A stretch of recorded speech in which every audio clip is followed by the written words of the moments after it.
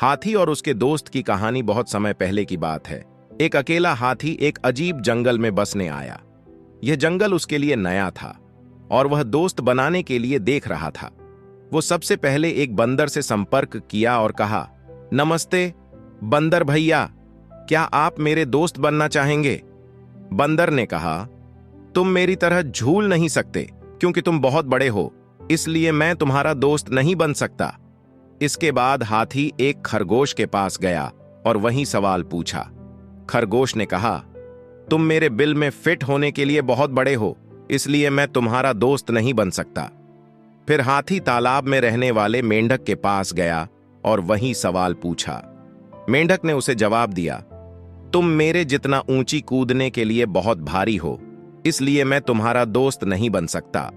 अब हाथी वास्तव में उदास था क्योंकि वह बहुत कोशिशों के बावजूद दोस्त नहीं बना सका।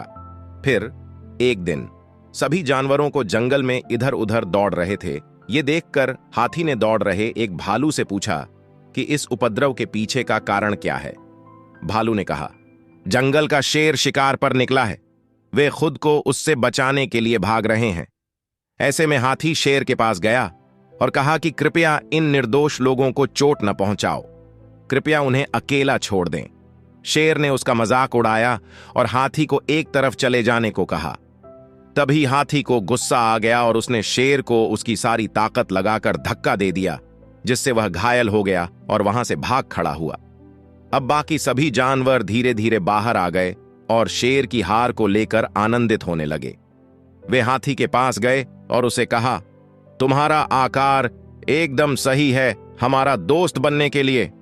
कहानी की सीख, इस कहानी से हमें ये सीख मिलती है कि एक व्यक्ति का आकार उनके मूल्य का निर्धारण नहीं करता है।